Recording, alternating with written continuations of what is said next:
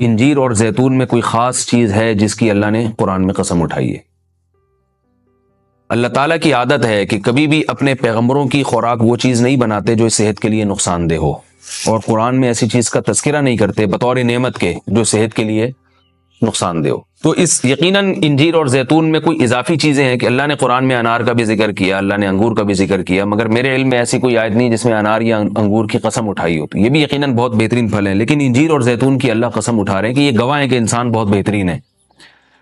تو اس سے ایک تو پتہ یہ چلتا ہے کہ ہمیں انجیر اور زیتون کو اپنی خوراک میں شامل کرنا چاہیے۔ آج کل کیا کھایا جا رہا ہے؟ چائے پی جا رہی ہے، گٹکے کھا رہے ہیں لوگ، پان کھا رہے ہیں، الٹی چیزیں، بازار سے بنی ہوئی چیزیں، دودھ پیک خرید کے پی رہے ہیں جس کے دودھ ہونے پہ ہی شبہ ہے کہ پتہ نہیں یہ دودھ ہے بھی یا نہیں، اور ایک سوچی سمجھی سازش کے تحت بازاری چیزوں کو پروموٹ کیا جا رہا ہے، اس پہ اشتہار بازی پہ خرچہ کیا جا رہا ہے، ڈاکٹروں کو باقاعدہ خریدا جاتا ہے اور وہ جعلی چیزوں کے فضائل لوگوں کو سناتے ہیں۔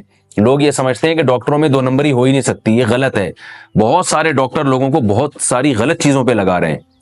تو یہ بازار کی چیزوں سے آپ اجتناب کریں، اور وہ چیزیں جو اللہ نے انسان کی خوراک کا حصہ نہیں رکھی ہیں، سگریٹ اللہ نے انسان کے پینے کے لیے پیدا نہیں کی ہے، ہیروئن، چرس، یہ سب نشے کی چیزیں ہیں جو ہمارے مذہب میں ویسے ہی حرام ہیں، تو ان سے اجتناب کرنا چاہیے۔ انجیر اور زیتون کے کیا فضائل ہیں؟ میڈیکل سائنس نے ثابت کیا ہے، اور حکیم جو ہیں، ماہر حکیم ہیں، طبیب ہیں، وہ بتاتے ہیں کہ یہ دو ایسی چیزیں جو انتہائی طاقتور ہیں، لیکن ان میں کمال یہ ہے کہ یہ آپ کے جسم میں چربی نہیں پیدا کرتی اگر اعتدال سے ان کا استعمال کیا جائے۔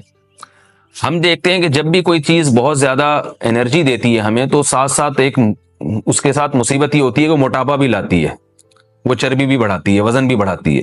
لیکن انجیر بہت طاقتور چیز ہے، نہ صرف یہ کہ آپ کے جسم میں چربی بڑھاتی نہیں ہے بلکہ چربی کو ختم کرتی ہے، کولیسٹرول لیول آپ کا گراتی ہے۔ یہ زیتون میں بھی ایسا ہی ہے کہ زیتون آپ کی صحت کے لیے انتہائی مفید اور بہت طاقتور ہے، اور کولیسٹرول لیول آپ کا کم کرتا ہے، لیکن یہ ضروری ہے کہ اعتدال سے ہو۔ اگر آپ بہت زیادہ کھانا شروع کر دیں گے تو پھر زیتون بھی چربی پیدا کرتا ہے۔ ظاہر ہے اعتدال تو ہر چیز میں ضروری ہے۔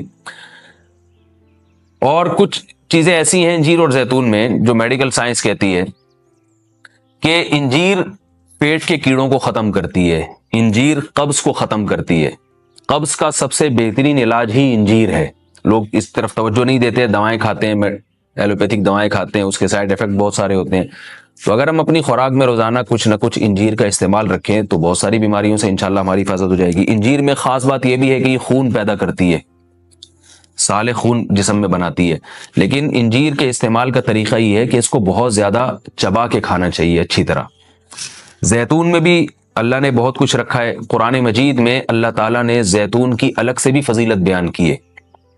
فرمایا کہ اللہ نے اپنے نور کی مثال دی ہے قرآن میں، اللہ نور السماوات والارض مثل نورہ کمشکاۃ فیہا مصباح المصباح فی زجاجہ الزجاجۃ کأنہا کوکب دری یوقد من شجرۃ مبارکۃ زیتونۃ لا شرقیۃ ولا غربیہ۔ اللہ نے فرمایا کہ میری مثال اس نور کی ہے، یعنی ہدایت کی ہے، کہ جیسے کسی اندھیرے میں کوئی چراغ رکھا ہو۔ اب اس چراغ میں اللہ نے مثال کس دی ہے؟ یعنی زیتون کی دی ہے، کہ وہ چراغ جس کو زیتون کے تیل سے جلایا جا رہا ہو، یعنی ایسے تیل سے جو مبارک درخت سے نکالا گیا ہو۔ تو اللہ نے وہاں بھی قرآن مجید میں سورہ نور میں بھی زیتون کے درخت کو اللہ نے مبارک درخت کہا ہے۔ ایک اور مقام پہ قرآن مجید نے زیتون کی تعریف کی ہے، فرمایا کہ وَشَجَرَةً تَخْرُجُ مِن طُورِ سَيْنَاءَ تَنبُتُ بِالدُّهْنِ وَالصِّبْغِ لِلْآكِلِينَ۔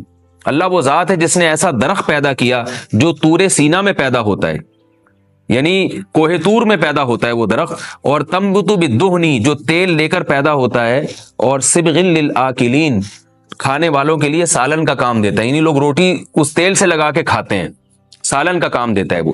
تو اب یہاں مناسبت دیکھیں کہ اللہ نے زیتون کا اس آیت میں ذکر کیا اور ساتھ ساتھ بتایا کہ یہ وہ زیتون ہے جو کوہ طور پہ پیدا ہوتا ہے، اور کوہ طور ویسے ہی ایک ایسی جگہ ہے جہاں اللہ نے لوگوں کی ہدایت کے لیے وحی کو نازل کیا۔ تو پتہ یہ چلا کہ زیتون میں جہاں جسمانی فوائد ہیں وہاں کچھ روحانی فوائد بھی ہیں، کیونکہ اللہ نے اس کو مقدس جگہ پہ پیدا کیا ہے، اور وہاں کا تذکرہ اللہ نے کوہ طور کا تذکرہ اس کے ساتھ ساتھ کیا ہے۔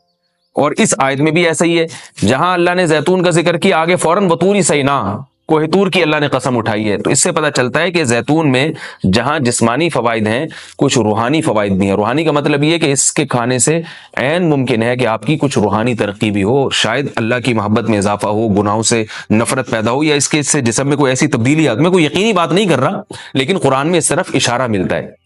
اس سے ہمیں کیا پتہ چلتا ہے کہ یہ جو ہم مختلف قسم کے کوکنگ آئل استعمال کر رہے ہیں، ان سے آہستہ آہستہ اپنی جان چھڑانی چاہیے اور نیچرل چیزوں پہ آنا چاہیے۔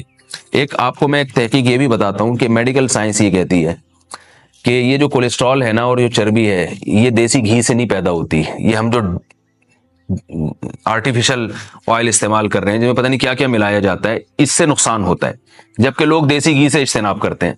اگرچہ بھی میرا موضوع دیسی گھی نہیں ہے، میں صرف یہ بتانے کے لیے کہ جو قدرتی چیزیں ہیں وہ آپ کی صحت کے لیے نقصان دہ نہیں ہیں۔ آپ کھانے میں اگر زیتون نہیں استعمال کر سکتے تو دیسی گھی استعمال کرنا شروع کر دیں، تو انشاءاللہ اس سے بھی جو بہت ساری بیماریاں ہارٹ کی اور بلڈ پریشر کی اور پتہ نہیں کیا کیا بیماریاں پیدا ہو رہی ہیں، اس میں بھی انشاءاللہ کمی آئے گی۔ اور یہ بھی ہمیں اس آیت سے سبق ملتا ہے کہ آپ قرآن مجید کا معجزہ دیکھیں۔ ابھی چند دن پہلے کسی حکیم کے توسط سے مجھے پتہ چلا، انہوں نے مجھے بتایا کہ میں نے پوچھا کہ بھئی انجیر اور زیتون، انجیر کھانے کا سب سے بہترین طریقہ کیا ہے؟ تو ان حکیم صاحب نے بتایا کہ آپ انجیر کو زیتون میں ڈبو کے استعمال کریں، یعنی انجیر کے ٹکڑے کریں اور 2-3 چمچے زیتون کپ میں ڈالیں اور اس میں انجیر کے ٹکڑے کر کے ڈبو دیں آپ اس میں، اور رات کو آپ ڈبو دیں اور صبح اس کو استعمال کر لیں، وہ زیتون بھی کھا لیں ساتھ میں۔ تو اس وقت میرا ذہن اس طرف نہیں گیا۔ اب آج جب میں یہ اس آیت کا درس دے رہا تھا تو مجھے خیال آیا کہ یہ تو اللہ نے خود قرآن میں دونوں کا ساتھ ذکر کیا ہے۔ حکیم تو آج کہہ رہے ہیں 1400 سال کے بعد کہ ان دونوں کا ملاپ بہت بہترین ہے صحت کے لیے، تو قرآن میں اللہ نے کیسے دونوں کا ساتھ ساتھ تذکرہ کیا ہے؟ تو یہ عجیب اتفاق ہے، اور بلکہ قرآن کی بلاغت ہے اور قرآن کا ایک قسم کا معجزہ ہے کہ آج بہت ساری چیزیں جن کی تحقیق ہو رہی ہیں وہ قرآن میں اللہ تعالیٰ نے ان کے اشارے پہلے سے دے دیے ہیں۔ انجیر اگر آپ زیتون میں ڈبو کے استعمال کرتے ہیں تو اس کے کیا فوائد ہیں؟ ایک فائدہ تو یہ ہے کہ انجیر کو چبانا آسان ہو جاتا ہے، ورنہ انجیر بہت سخت چیز ہوتی ہے، اس کا چبانا آپ کے لیے مشکل ہے۔ جب آپ اس کو زیتون میں ڈبو دیں گے، آپ صبح جب کھائیں گے تو آپ کو پتہ چلے گا کہ وہ نرم ہو گئی ہے، اس کا کھانا آسان ہے۔ اور دوسرا فائدہ یہ ہے کہ اس سے زیتون کا کھانا بھی آسان ہو جاتا ہے۔